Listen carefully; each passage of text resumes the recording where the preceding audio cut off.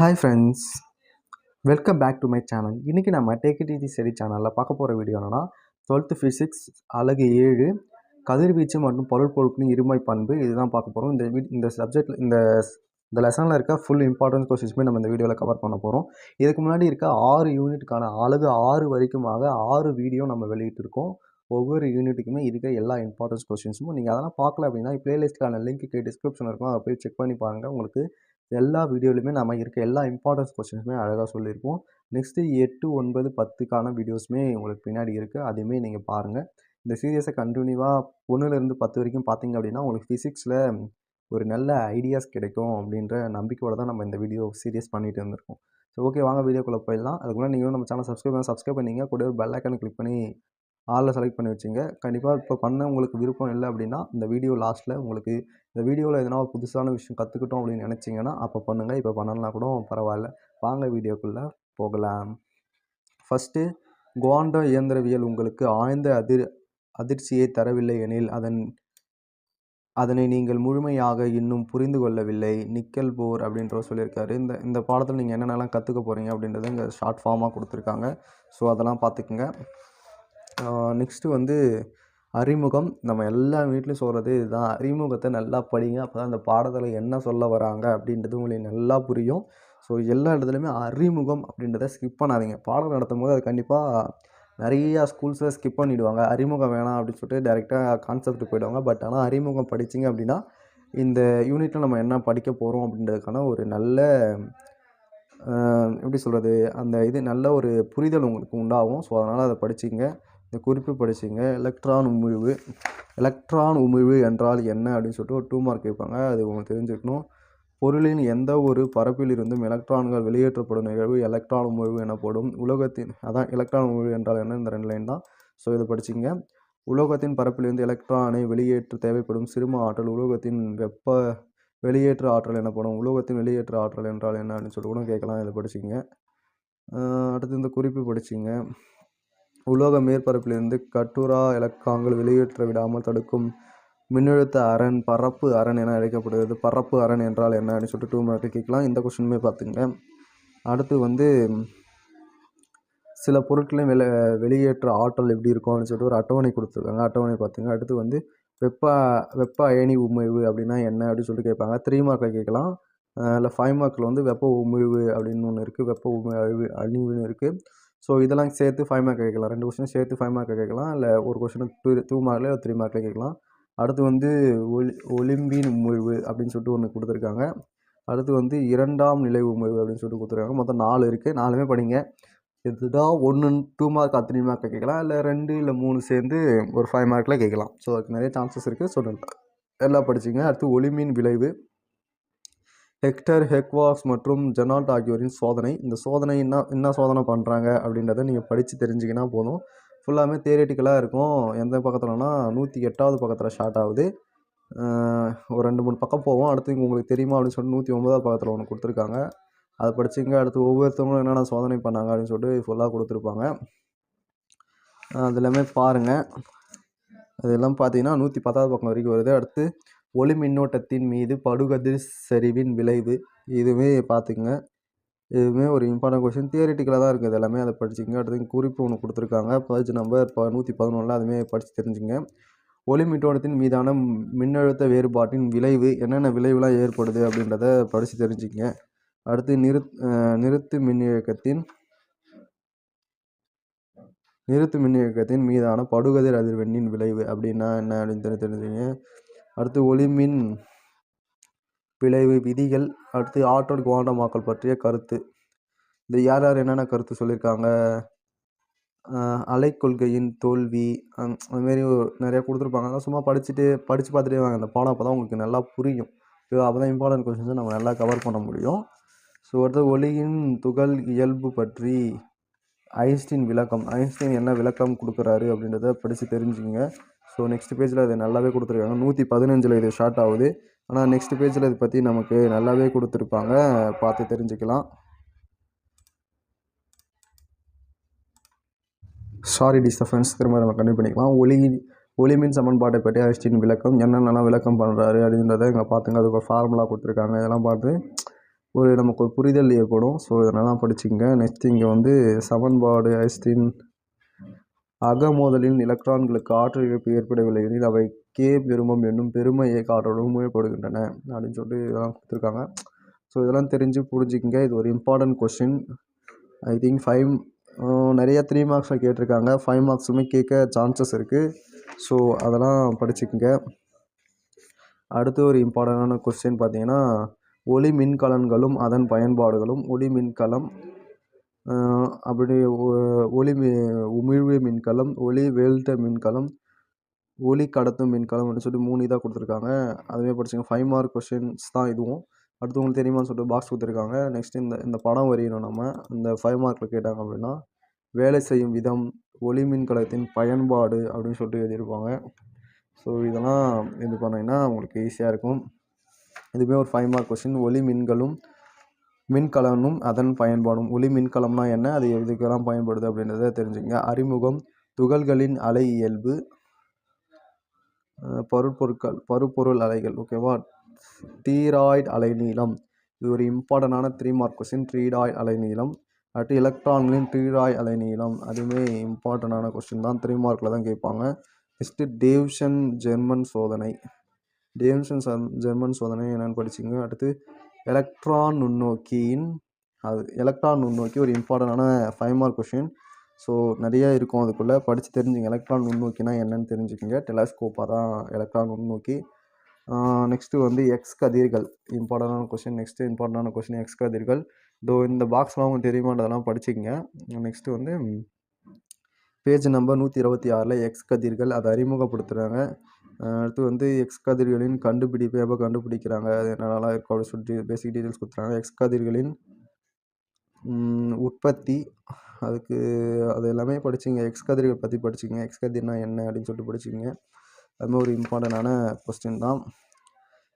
சிறப்பு எக்ஸ் கதிர் நிறமாலை, அது ஒரு இம்பார்ட்டண்டான கொஸ்டின். நெக்ஸ்ட்டு பார்ப்போம். இவருக்கு பேஜ் நம்பர் பார்த்தீங்கன்னா 128 சிறப்பு எக்ஸ் கதிர் நிறமாலை.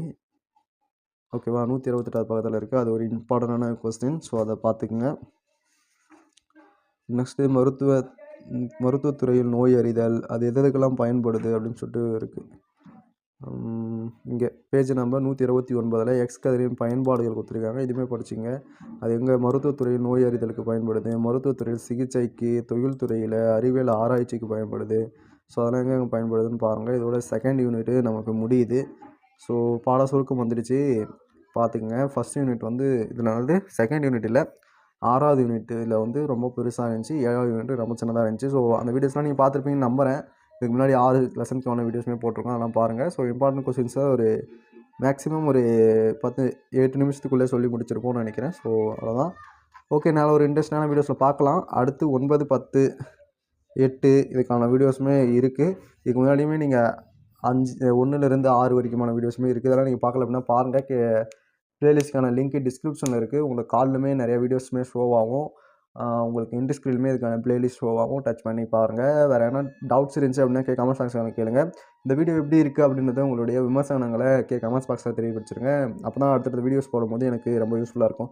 ஓகே ஃப்ரெண்ட்ஸ், இந்த வீடியோவில் நீங்கள் புதுசாக எதனா ஒரு இன்ஃபர்மேஷனுக்கு அடுத்து இருப்பீங்க அப்படின்னு சொல்லிட்டு நீங்கள் நினச்சிங்க அப்படின்னா இந்த சேனலை சப்ஸ்கிரைப் பண்ணிங்க. அதுபோல் உங்கள் வாழ்க்கையில் இன்னும் நிறைய விஷயங்கள் நீங்கள் கற்றுக்க அந்த சேனல் உங்களுக்கு ரொம்ப துணையாக இருக்கும். நெக்ஸ்ட் இந்த வீடியோக்கு ஒரு லைக் கொடுத்துக்கோ, உங்கள் ஃப்ரெண்ட்ஸ்க்கும் இந்த வீடியோ ஷேர் பண்ணிக்கோ. அவங்க படிக்கிறதுக்குமே ரொம்ப யூஸ்ஃபுல்லாக இருக்கும். ஸோ எக்ஸாம்ஸ் வேறு கிட்ட வரப்போது, நிறையா மார்க்ஸ் ஸ்கோர் பண்ணணும் அப்படின்னா இன்னும் நிறைய விஷயங்கள் கற்றுக்கணும். ஸோ நம்ம சேனல் உங்களுக்கு அதுக்கு ரொம்ப ஹெல்ப்ஃபுல்லாக இருக்கும்னு நான் நம்புகிறேன். ஸோ நம்ம சேனலில் போய்ட்டு உள்ளே போய் செக் பண்ணி பாருங்கள்.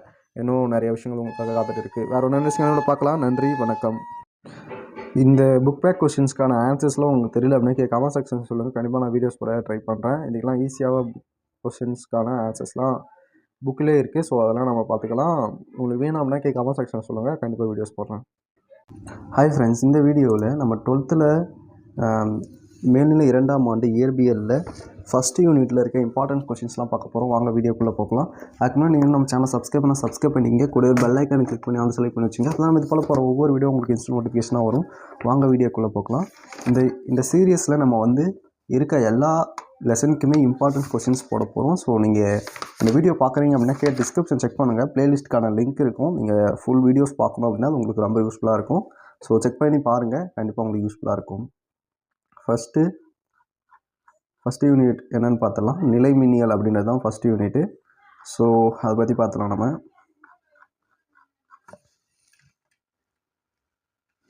நிலைமின்னியல். நிலைமின்னியலில் நீங்கள் என்ன முக்கியமாக பார்க்கணும் அப்படின்னா, அது இந்த மாதிரி ஒவ்வொரு லெசனுக்கும் மேலே இந்த மாதிரி உங்களுக்கு ஒரு இம்பார்ட்டன்ட் வேர்ட்ஸ் சொல்லியிருப்பாங்க.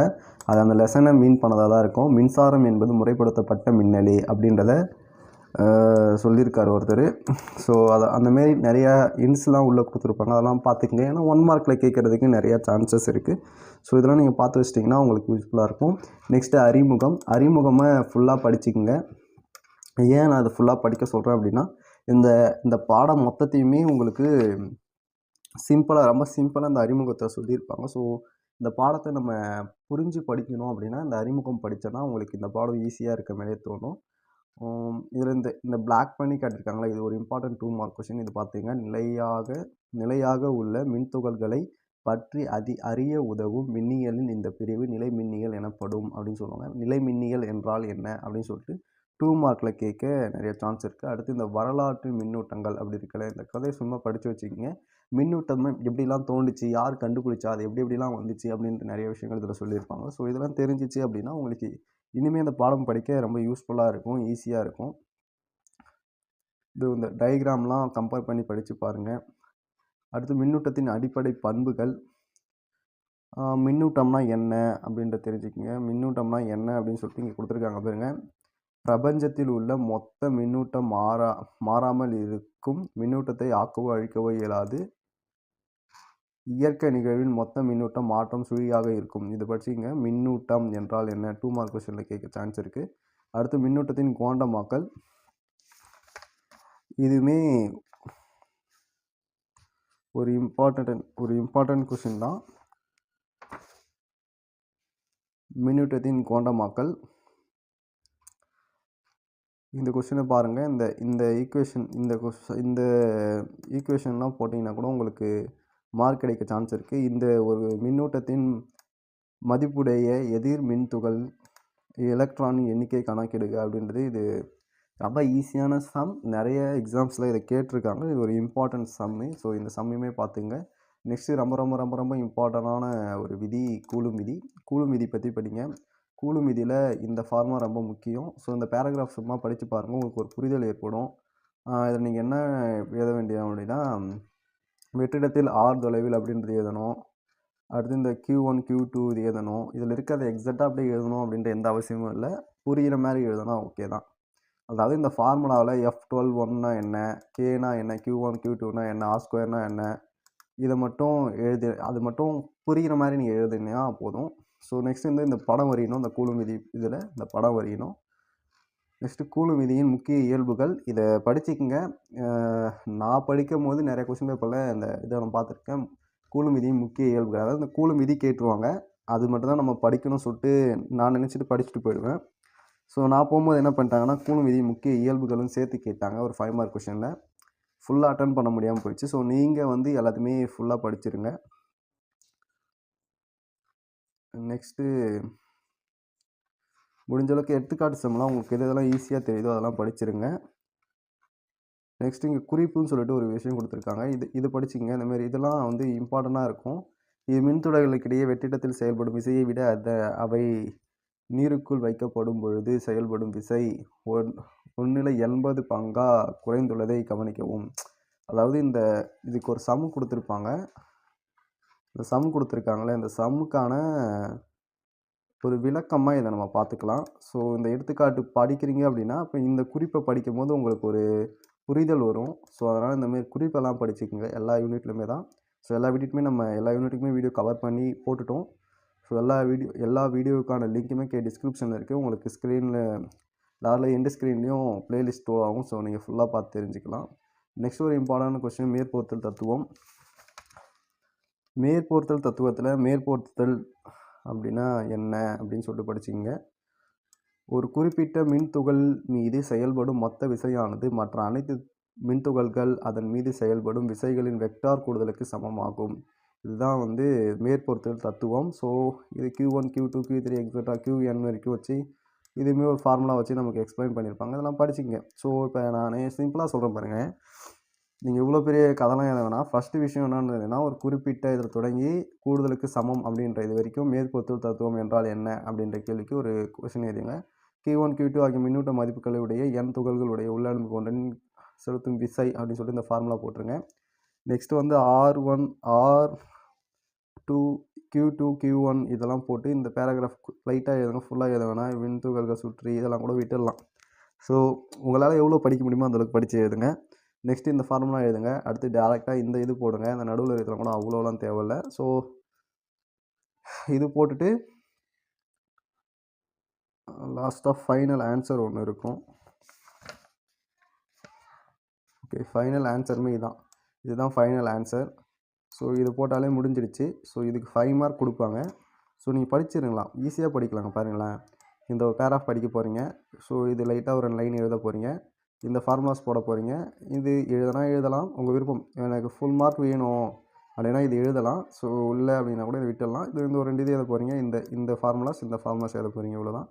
இது எதுனா உங்களுக்கு 5 மார்க்ஸ் கொடுத்துட போகிறாங்க. ஸோ எனக்கு 5க்கு 5 மார்க்ஸ் வேணும் அப்படின்னா, ஸோ இதில் மேற்பொருத்துதல் தத்துவத்தின்படி அப்படின்றத ஸ்டார்ட் பண்ணி,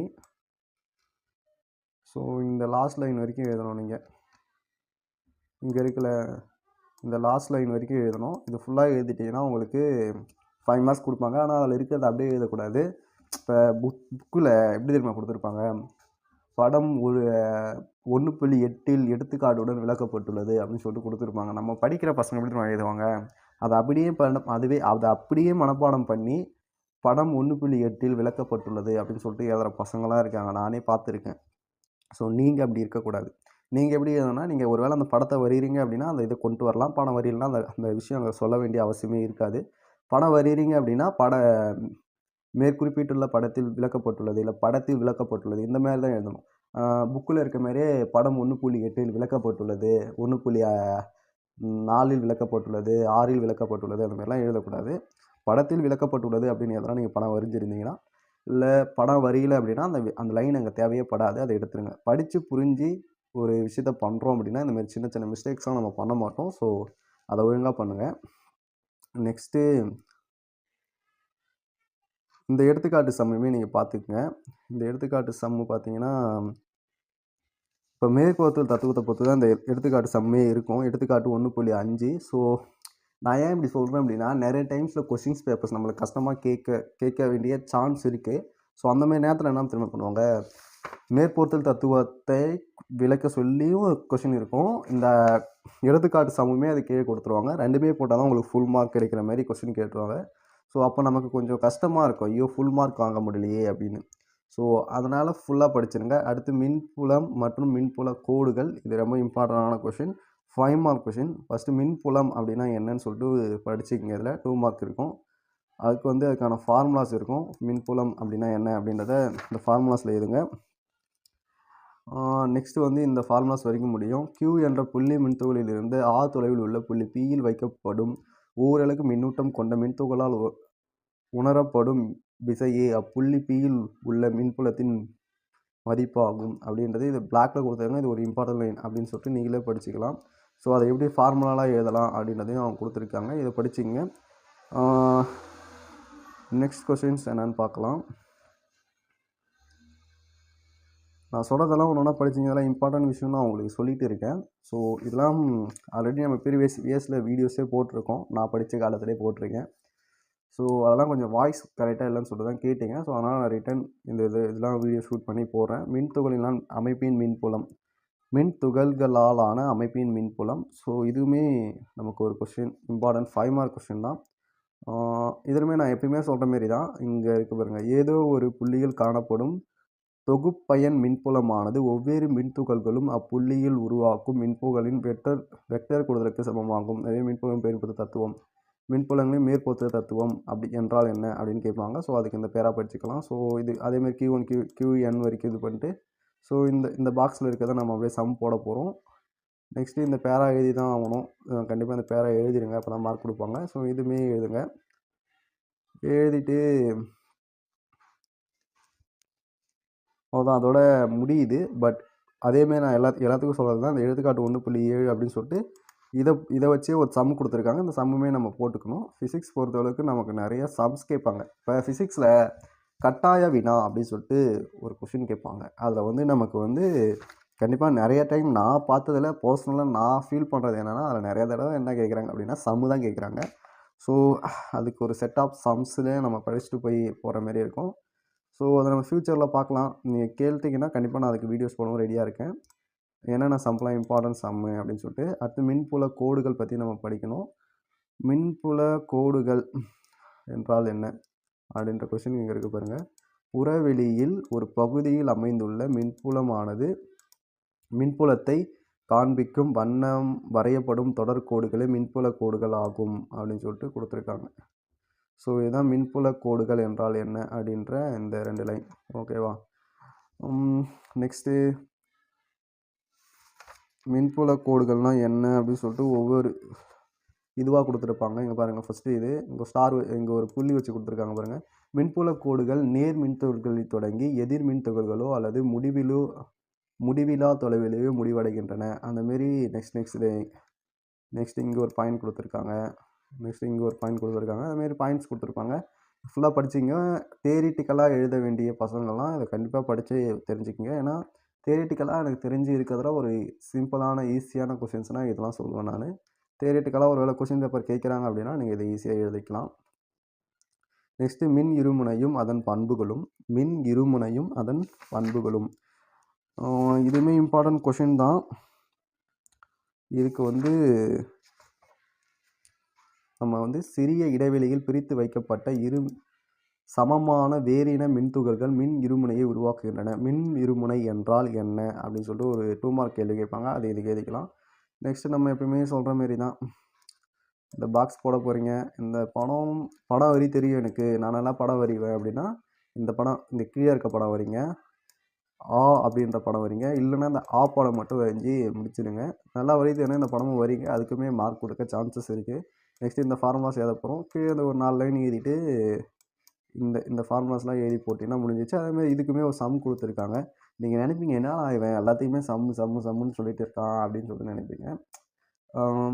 நான் எப்படி சொல்கிறது, ஒரு இம்பார்ட்டண்டான விஷயம்ல சம்மு தவிர்க்க முடியாத விஷயமா இருக்குது. கட்டாய வினா கேட்குற இடத்துலாம் சம்ஸ் தான் அதிகமாக கேட்குறாங்க. ஸோ நீங்கள் ஃபுல் மார்க் எடுக்கணும் அப்படின்னா இதெல்லாம் படிங்க. இல்லை எனக்கு பாஸ் ஆனால் போதும், இல்லை எனக்கு ஒரு 50% எடுத்தால் போதும், இல்லை எனக்கு ஒரு 70% எடுத்தால் போதும் அப்படின்னா அதுக்கேற்ற மாரி நீங்கள் படிச்சுக்கலாம். ஃபார் எக்ஸாம்பிள் நான் நெக்ஸ்ட் வர கொஸ்டினில் சொல்கிறேன் அதை எப்படி பண்ணணும்னு. மின் இருமுனையின் மின்புலம்.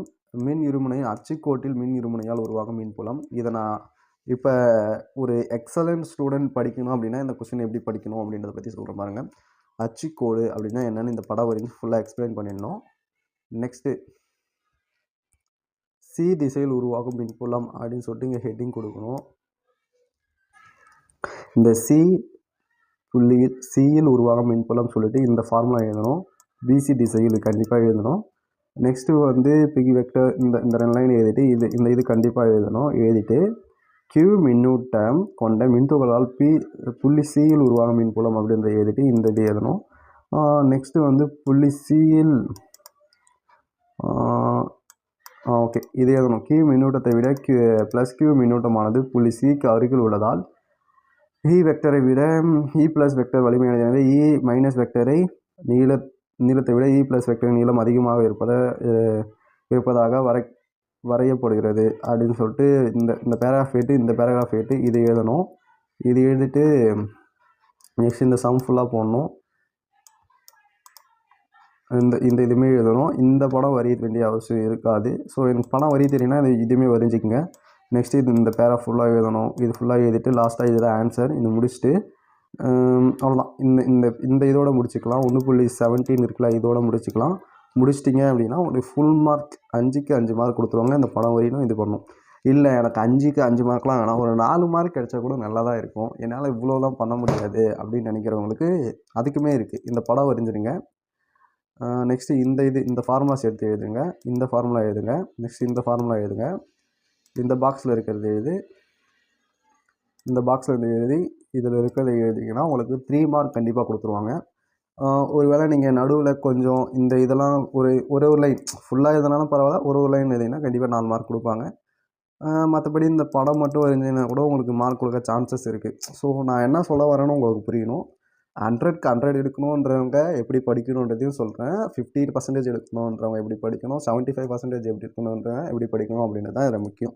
ஸோ அதனால தான் நான் எல்லாத்துலேயுமே வந்து சம்ஸுமே சொல்கிறேன். ஏன்னா 100க்கு 100 எடுக்கிற பசங்களுமே இந்த வீடியோ பார்க்கலாம். ஸோ அவங்களுக்கு நான் தப்பாக சொல்லிக் கொடுத்ததா இருந்துடக்கூடாது. ஸோ அவங்க வந்து அந்த சம்முமே பார்த்துட்டு போகணும். நான் அவங்களுக்கு சொல்கிறேன் இதெல்லாம் வரும் அப்படின்னு சொல்லிட்டு. நெக்ஸ்ட் கொஸ்டின், மின் இருமுனையின் நடுவரை தளத்தில் உள்ள புள்ளியின் மின்புலம். இந்த கொஸ்டினுமே இம்பார்ட்டன்ட் கொஸ்டின். ஃபார் எக்ஸாம்பிள் இந்த கொஸ்டின் வந்து very very important question. So இப்போ ஃபிசிக்ஸில் சப்ஜெக்டில் இப்போ 12th ஃபிசிக்ஸில் நம்ம டாப் 50 ஓகேவா, டாப் 50 இம்பார்ட்டன்ட் கொஸ்டின்ஸ் அப்படின்னு சொல்லிட்டு ஒரு வீடியோஸ் பண்ணுறோம் அப்படின்னா அதில் இந்த கொஸ்டின் தவிர்க்க முடியாத இடத்துல இருக்கும். மின் இருமுனையின் மின்புலம். ஸோ இது 2 கொஸ்டின்ஸ் இருக்குது. ஒன்று மின் இருமுனையின் அச்சுக்கோட்டின் மின் இருமுனையால் உருவாகும் மின்புலம், இன்னொன்று மின் இருமுனையின் நடுவரை கோட்டின் மின் இருமுனையால் உருவாகும் மின்புலம். ஸோ ஓகேவா, இதில் வந்து இந்த 2 படமே நம்ம வரைஞ்சி காட்டி தான் ஆகணும். அதில் எந்த வித மாற்று கருத்துமே இல்லை. நெக்ஸ்ட் இவ்வளோ கதைலாம் எழுத வேணாம். E + sin θ, E - sin θ அப்படி இருக்கலாம், இது எழுதணும். ஸோ இதுக்கெலாம் வந்து நம்ம ஈஸியாக வீடியோஸ் போட்டிருப்போம். ப்ரீவியஸ் வீடியோஸில் நான் போட்டிருப்பேன். அதுக்கான லிங்க்ஸ்லாம் நான் டிஸ்கிரிப்ஷனில் கொடுக்குறேன். உங்களுக்கு ப்ளேலிஸ்ட்டே கொடுப்பேன். அதாவது 12th ஃபிசிக்ஸ் ஓல்டு அப்படின்னு சொல்லிட்டு கொடுத்துருப்பேன். இந்த வீடியோஸ் இருக்க இதெல்லாம் வந்து நியூ அப்படின்னு சொல்லிட்டு கொடுப்போம். ஓகேவா, இது பார்த்து பிடிச்சி நீங்கள் இதை தெரிஞ்சுக்குங்க. அதுக்குமே இந்த சம்முக்குமே நான் தனியாக ஒரு வீடியோ போட்டிருப்பேன். அதை பார்த்தீங்கன்னா உங்களுக்கு இன்னுமே ஃபுல்லாக பிடிக்கும். நம்ம சேனலை செக் பண்ணி பாருங்கள், இன்னும் நிறையா உங்களுக்கான வீடியோஸ் இருக்குது. ஸோ இந்த பாக்ஸ் எழுதணும். இந்த இது எண் மதிப்பு சமம் அப்படின்றது கண்டிப்பாக எழுதணும். அதை எழுதாமலாம் போட முடியாது. கண்டிப்பாக இதை எழுதியே ஆகணும். எழுதிட்டு இது போடணும். இதுவுமே நம்ம இங்கே எழுதி தான் காட்டி ஆகணும். சமன்பாடு 1.8 18 இந்த பாக்ஸில் இருக்கிறது ஃபுல்லாக போடணும். இது போட்டு இது போடணும். போட்டு முக்கிய நேர்வுகள் அப்படின்றதுமே படிச்சிங்க. நான் சொல்கிறேன் அந்த சம்மு படிக்கணும். அதுமாதிரி அந்த முக்கிய நேர்வுகளும் சில கொஸ்டின்ஸில் கேட்குறாங்க, சில இடத்துல கேட்குறதில்ல. ஸோ இப்போ ஃபஸ்ட் யூனிட்டை பொறுத்தளவுக்கு ஒரு இம்பார்ட்டன்ட் கொஸ்டின்ஸ் அப்படின்னு பார்த்தீங்கன்னா, மின் இருமுனையின் மின்புலம். இதில் வந்து பார்த்தீங்கன்னா 2 கொஸ்டின் இருக்குது. இதில் 2த்துல எதுனா ஒரு கொஸ்டின் கண்டிப்பாக கேட்பாங்க ஒரு 5 மார்க் கொஸ்டினில். ஸோ இதெல்லாம் படிச்சுட்டு போயிடுங்க. நெக்ஸ்ட்டு சீரான மின்பொருள் வைக்கப்பட்ட மின் இருமுனை செயல்படும் விசை. ஓகே, இதுவுமே இம்பார்ட்டன்ட் கொஸ்டின் தான், 5 மார்க் கொஸ்டின். ஸோ இதுவுமே பார்த்துக்குங்க. எல்லாத்துலேயும் யூஸ்ஃபுல்லாக சொல்கிற மாரி தான். இந்த படம் வரைய முடிஞ்சால் வரைஞ்சிக்குங்க. வரையணும் கட்டாயமெல்லாம் இல்லை. ஸோ அது வரைஞ்சிங்கன்னா நல்லாயிருக்கும். நெக்ஸ்ட்டு இது எழுதுங்க. மொத்த திருப்பு திசையின் மின் மதிப்பு. நெக்ஸ்ட் இது எழுதுங்க. நெக்ஸ்ட் இந்த பாக்ஸ் எழுதுங்க. இந்த உள்ளே இருக்கிறத கொஞ்சம் படித்து பார்த்தாலே நமக்கே ஒரு அண்டர்ஸ்டாண்டிங் இருக்கும். இதெல்லாம் எழுதணும், அதெல்லாம் எழுத வேணாம் அப்படின்னு சொல்லிட்டு. எண் மதிப்பு இது எழுதிட்டு இதோட முடிஞ்சிரும்னு நினைக்கிறேன். ஓகே, அவ்வளோதான், முடிஞ்சிடுச்சு. ஒரு எடுத்துக்காட்டு சம் இருக்குது, அதை பாருங்கள். நிலை மின்னழுத்தம், மின்னழுத்த ஆற்றல். இது வந்து ரொம்ப தெரிஞ்சிக்க வேண்டிய விஷயம். ஏன்னா இப்போ பப்ஸ்லாம் எப்படி கடையில் சூடாக விற்கிறாங்க அப்படின்றது பின்னாடி ஒரு இது இருக்குது. ஸோ அதை தான் இந்த இதில் உங்களுக்கு தெரியுமா அப்படின்றதில் கொடுத்துருக்காங்க. இதெல்லாம் படித்து தெரிஞ்சுக்கிங்க. இதெல்லாம் தெரிஞ்சிக்க வேண்டிய விஷயம். இதெல்லாம் வந்து ஜென்ரல் சயின்ஸ்னு சொல்லுவாங்க. ஃபிசிக்ஸ் படிக்கிறவங்க மட்டும்தான் இதெல்லாம் கற்றுக்கணும் அப்படின்னு இல்லை. ஃபிசிக்ஸ் படிக்காத ஸ்டூடெண்ட்ஸ்க்குமே இதெல்லாம் தெரிஞ்சுக்கணும். ஸோ நெக்ஸ்ட்டு நிலை மின்னழுத்த ஆற்றல், நிலை மின்னழுத்தம். ஸோ அந்த கொஸ்டின் நம்ம விட்டுட்டோம் பாருங்கள். நிலை மின்னழுத்த ஆற்றல், நிலை மின்னழுத்தம், இந்த கொஸ்டின் தான் நம்ம நெக்ஸ்ட்டு பார்க்க வேண்டியது. அதுவுமே ஒரு 5 மார்க் கொஸ்டினில் கேட்க சான்ஸ் இருக்குது. அதை படிச்சுக்கோங்க. நெக்ஸ்ட்டு அதை கீழே இங்கே குறிப்புன்னு சொல்லிட்டு ஒன்று கொடுத்துருக்காங்க பாருங்கள். இதுவுமே நீங்கள் தெரிஞ்சுக்கணும். பேஜ் நம்பர் பார்த்தீங்கன்னா 27ல் இது கொடுத்துருக்காங்க. ஸோ ஓகேவா, இதுக்கப்புறம் நான் பேஜ் நம்பருமே முடிஞ்சளவுக்கு சொல்ல ட்ரை பண்ணுறேன். அடுத்து புள்ளி மின் துகளால் உருவாகும் மின்னழுத்தம். ஸோ இது வந்து ஒரு 5 மார்க் கொஸ்டினில் கேட்க சான்ஸ் இருக்குது. முக்கிய இயல்புகள்லாம் கூட இதில் கொடுத்துருக்காங்க போல். ஸோ இதுவும் பாருங்கள். இந்த படம் வரையணும். ஜஸ்ட்டு இங்கே ஒன்று, இங்கே ஒன்று, இங்கே ஒன்று, இங்கே ஒன்று, 5 ஓகேவா, 5 பாக்ஸ் இருக்குது. 5 பாக்ஸ் போட்டு நடுவில் எதனா எழுதுனீங்கன்னா 5 மார்க்ஸ் கொடுக்க சான்ஸ் இருக்குது. ஓகே, முக்கிய நேர்வுகளும் கொடுத்துருக்காங்க. அதுவுமே படிக்க முடிஞ்ச வரைக்கும் படிச்சுக்கோங்க. உங்களுக்கு ஒரு விஷயம் தோணும், இப்போ எல்லா கொஸ்டினுமே இம்பார்ட்டன்ட் சொல்கிறாங்க, எது தான் நம்ம படிக்கிறது அப்படின்னு. அதுக்கான டிப்ஸ்லாம் நான் வந்து எக்ஸாம் டைமில் கொடுக்குறேன். இப்போதைக்கு நீங்கள் எல்லாமே படிங்க, அதுதான் உங்களுக்கு ரொம்ப யூஸ்ஃபுல்லாக இருக்கும். மின் இருமுனையால் ஒரு புள்ளியில் ஏற்படும் நிலை மின்னழுத்தம். இதுவுமே எனக்கு தெரிஞ்ச very very very important question. So இதுவுமே படிச்சிங்க. நான் படிக்கும் போது நான் ஃபஸ்ட்டு படித்த கொஸ்டின்னா இது தான். ஃபஸ்ட்டு எனக்கு எடுத்த கொஸ்டினுமே இது தான். எங்கள் டீச்சர் ஃபஸ்ட்டு எடுத்த கொஸ்டினுமே இது தான். நான் ஃபஸ்ட்டு படித்த கொஸ்டினுமே இதுதான். இது ரொம்ப ரொம்ப ஈஸியாகவும் இருக்கும், ரொம்ப இம்பார்ட்டண்டான கொஸ்டின். ஓகேவா? நான் எழுதின மேக்ஸிமம் கொஸ்டின் பேப்பரில் இந்த கொஸ்டினை நான் பார்த்துருக்கேன். ஸோ நீங்கள் இந்த கொஸ்டின் படிங்க, உங்களுக்கு ரொம்ப யூஸ்ஃபுல்லாக இருக்கும். பட் ஏன்னா ரொம்ப பெருசாக போகிற மாதிரி தெரியும், ஆனால் 10 மார்க்னு நினைக்கிறேன் இந்த கொஸ்டின். ஓகேவா? இதை படிங்க. எங்கே ஸ்டார்ட் ஆகுது அப்படின்னா, மின் இருமுனையால் மின்னழுத்தம். இது எங்கன்னா 30வது பக்கத்தில் இருக்குது. 30வது பக்கத்தில் ஸ்டார்ட் ஆகி 31வது பக்கம் வரைக்கும் இருக்குது. ஓகேவா? இது ஃபுல்லாக பாருங்கள். உங்களுக்கு புரியல அப்படின்னா கமெண்ட் பண்ணுங்கள். இந்த வீடியோஸை நம்ம இந்த கொஸ்டினை எப்படி ஈஸியாக படிக்கலாம் அப்படின்றத பற்றிலாம் வீடியோஸ் வேணும்னா போட்டுக்கலாம். ஓகேவா? இதுக்குமே ஒரு குறிப்பு கொடுத்துருக்காங்க, இதையுமே படிங்க, உங்களுக்கு ரொம்ப யூஸ்ஃபுல்லாக இருக்கும். சம மின்னழுத்த பரப்பு அப்படின்னா என்னென்னு தெரிஞ்சிருக்கணும். ஒரு பரப்பில் உள்ள எல்லா புள்ளிகளும் ஒரே மின்னழுத்தத்தை கொண்டிருந்தால் அப்பரப்பு சம மின்னழுத்த பரப்பு எனப்படும் அப்படின்னு சொல்லிட்டு படிச்சுங்க. இதுவுமே ஒரு 2 மார்க் கொஸ்டின். நெக்ஸ்ட்டு வந்து புள்ளி மின்துகள்கள் 33வது பக்கத்திலே புள்ளி மின்துகள்கள் திரளால் உருவாக்கும் நிலை மின்னழுத்த ஆற்றல் அப்படின்னு சொல்லிட்டு ஒரு இது இருக்குது. இதுவுமே படிங்க. இதுவுமே 5 மார்க் கொஷின்ஸ், 10 மார்க் கொஷின்ஸ். அதாவது 2 5 மார்க்கை ஜாயின் பண்ணி ஒரு 10 மார்க்கில் கேட்கக்கூட சான்சஸ் இருக்குது. ஸோ அதனால் நான் சொல்கிறேன், இதெல்லாம் படிங்க. உங்களால் எந்த அளவுக்கு படிக்க முடியுதோ அந்தளவுக்கு எஃபர்ட் போட்டு படிங்க. நம்ம மீதெல்லாம் எக்ஸாம் டைம்ஸில் என்னென்ன இம்பார்ட்டன்ட் கொஸ்டின்ஸோ அதுக்கெலாம் வீடியோஸ் போடுவோம். ஸோ நீங்கள் கமெண்ட் பண்ணுங்கள், உங்களுக்கு என்ன டவுட்ஸாக இருந்தாலும் க்ளியர் பண்ணுவோம். ஸோ அப்போ வந்து உங்களுக்கு இன்னும் நான் நிறைய டிப்ஸ் சொல்லித்தரேன். இந்த டைமில் சொல்லிக் கொடுத்தேன் அப்படின்னா நீங்கள் எதுவுமே படிக்காமல் அந்த டிப்ஸை மட்டுமே நினச்சிட்டு விட்டுருவீங்க. ஸோ அதனால தான் நான் இப்போ எதுவுமே சொல்லித்தரல. காஸ் விதியும் அதன் பயன்பாடுகளும் இது ரொம்ப ரொம்ப இம்பார்ட்டன்ட். ஏன்னா இது தனித்தனி மொத்தம் 3 கொஷின்ஸ் இருக்கும். இது தனித்தனியாக 3 மார்க்ஸில் கேட்கலாம். இல்லை அப்படின்னா 2 கொஷின் ஜாயின் பண்ணி 10 மார்க்கில் கேட்கலாம். இல்லை 3 கொஷினுமே ஜாயின் பண்ணி 10 மார்க்கில் கேட்கலாம். செம்மையான ஒரு கொஷின் இது, ரொம்ப ஈஸி. இதில் வந்து மின்பாயம் அப்படின்னா என்னென்னு தெரிஞ்சுக்கணும். மின்புல கோடுகளுக்கு குறுக்கே அமைந்த குறிப்பிட்ட பரப்பு ஒன்றின் வழியே பாயும் மின்புல கோடுகளின் எண்ணிக்கை மின்பாயம் எனப்படும் அப்படின்னு சொல்லுவாங்க. அது என்ன சிம்பிள் அப்படின்னு சொல்லிட்டு சொல்லுவாங்க, அதெல்லாம் பார்த்துக்குங்க. நெக்ஸ்ட்டு வந்து சீரான மின்புலத்தின் மின்பாயம் அப்படின்னு சொல்லிட்டு ஒரு சம் கொடுத்துருக்காங்க, அதை பார்த்துக்குங்க. அதுக்கு இந்த படம்லாம் வரீங்க. சீரற்ற ஏரோ வடிமுள்ள பரப்பின் மின்பாயம் அப்படின்னு சொல்லிட்டு ஒன்று கொடுத்துருக்காங்க. ஸோ ஆக்சுவலி உங்களுக்கு 3 கொஸ்டின் சொன்னேன்னா அதில் 2வது கொஸ்டின் இது. 3வது கொஸ்டின்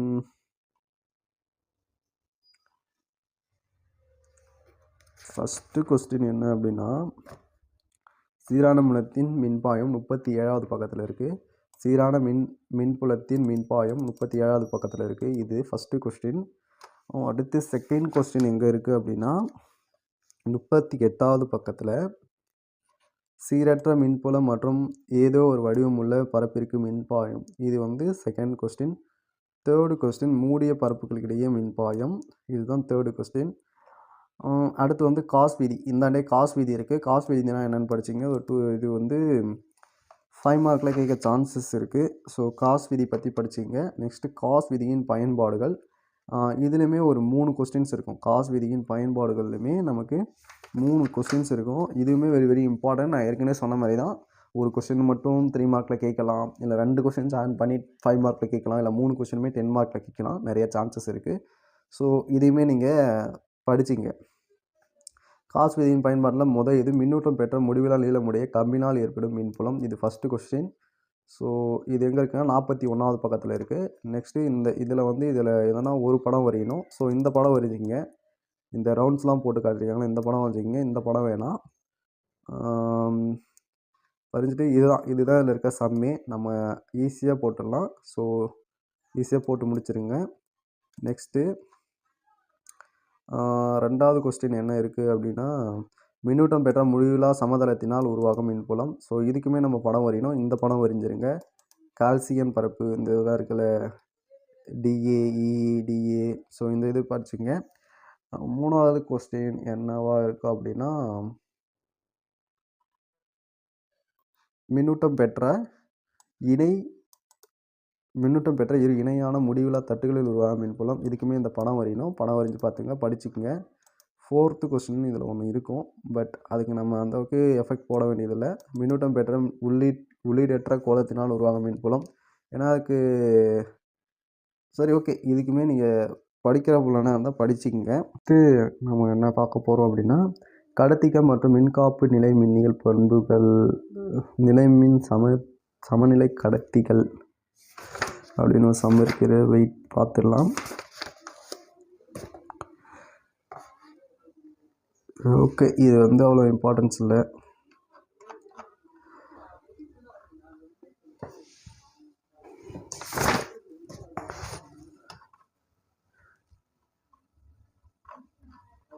ஓகே, நெக்ஸ்ட்டு வந்து நிலைமின் தடுப்புரை அப்படின்னா என்னன்னு சொல்லிட்டு கேட்பாங்க. இது ஜென்ரலான கொஸ்டின் கூட.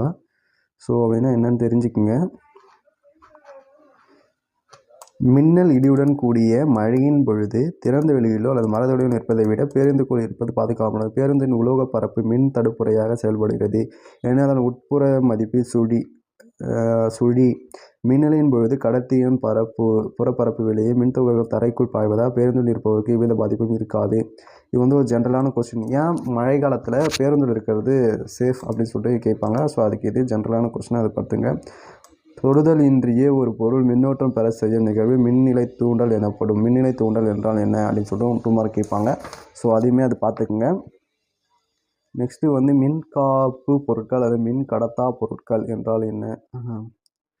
மின் காப்பு பொருட்கள், மின் கடத்தா பொருட்கள் பேஜ் நம்பர் 51 இருக்குது.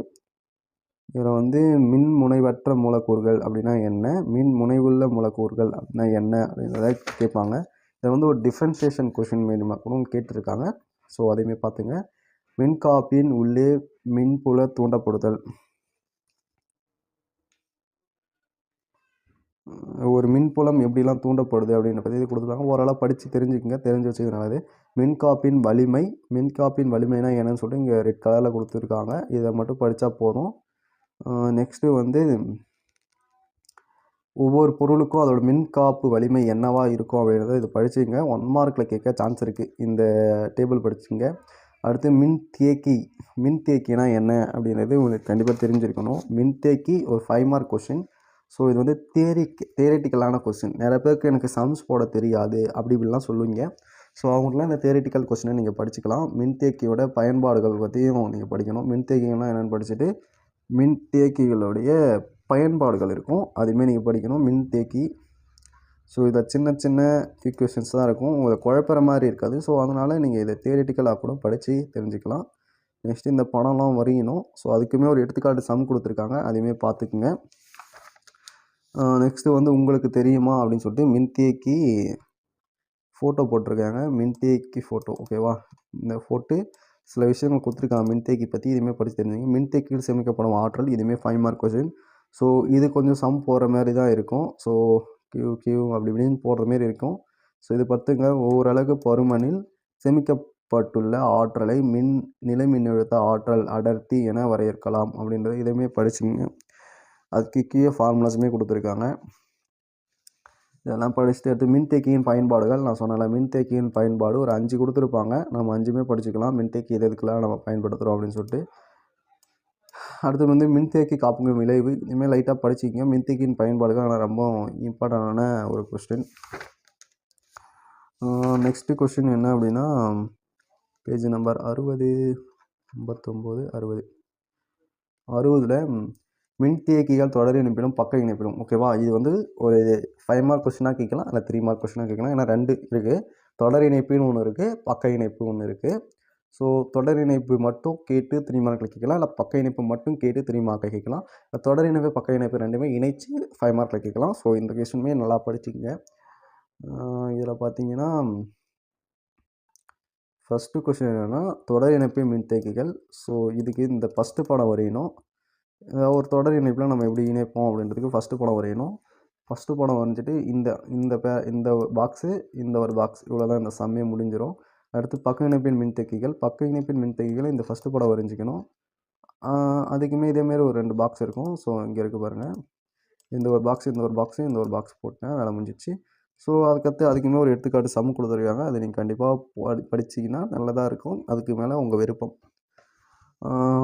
நெக்ஸ்ட்டு கடத்தி மின்துகளின் பரவலால் கூர்முனை செயல்பாடு. ஓகே, கூர்முனை செயல்பாடு ரொம்ப இம்பார்ட்டண்டான ஒரு கொஸ்டின். கூர்முனை செயல்பாடு இதை படித்து தெரிஞ்சுக்கோங்க. கூர்முனை செயல்பாடு அப்படின்னா என்னென்னு தெரிஞ்சுக்கோங்க. கூர்முனை செயல்பாடு நான் அடிக்கடி கேள்விப்பட்ட ஒரு வேர்டாக தெரியுது. ஸோ அதை நீங்கள் இன்னுமே கொஞ்சம் கவனமாக படிச்சிங்கன்னா நல்லாயிருக்கும். அடுத்து வந்து இங்கே ஒரு 2 மார்க் இருக்குது.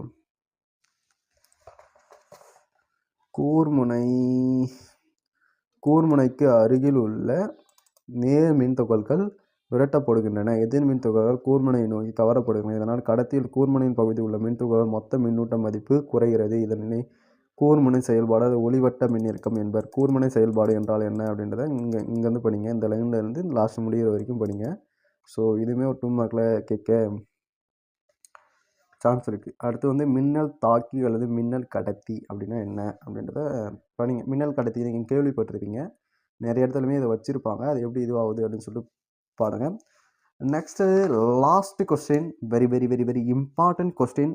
எனக்கு ரொம்ப பிடிச்ச ஒரு கொஸ்டின். ஏன்னா நம்ம இதில் சம் போட போகிறதே இல்லை, நம்ம தியரிட்டிக்கலாக இந்த கொஸ்டினை நம்ம முடிச்சிடுவோம். ஸோ எனக்கு ரொம்ப பிடிச்ச கொஸ்டின், இதை நம்ம பார்க்க போகிறோம். வான் டி கிராஃப் மினியேட்ரி அப்படின்னா என்ன? 1929 கண்டுபிடிச்சாரு. 10⁻7 வோல்ட் வரைக்கும் இது பண்ணுவாங்க.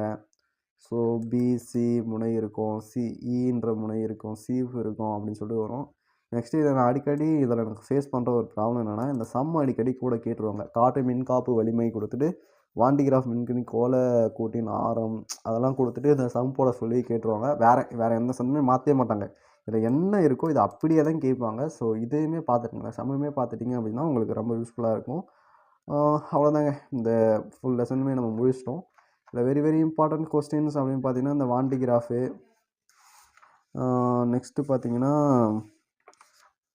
காஸ் விதி, அடுத்து வந்து காரின் உள்ள இருக்கும் போது ஏன் மின்னல் தாக்க மாட்டேங்குது அப்படின்றது, நெக்ஸ்ட்டு வந்து மின்தேக்கி,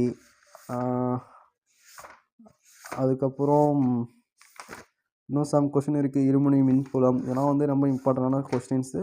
ஸோ நம்ம இம்பார்ட்டண்டான கொஸ்டின்ஸ்லாம் என்னென்னு சொல்லிட்டு அப்படி பார்ப்போம். நெக்ஸ்ட்டு இதில் 22வது பக்கம் 23, 30, 42, 43, 60, 66 இதெல்லாம் வந்து வெரி வெரி இம்பார்ட்டன்ட் கொஸ்டின்ஸாக நான் பர்சனலாக ஃபீல் பண்ணுற விஷயங்கள். இதில் இருக்க கொஸ்டின்ஸ்லாம் கொஞ்சம் இம்பார்ட்டன்ட் கொடுத்து பாருங்கள்.